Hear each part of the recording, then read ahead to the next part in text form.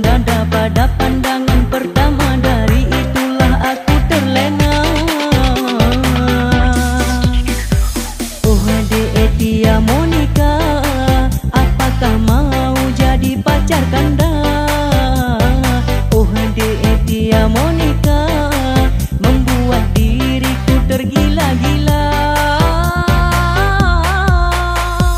Tia Monika unji tari, Tia Monika tinggal di Juli, Tia Monika nu bapa aman kingan anu Dr. Dewi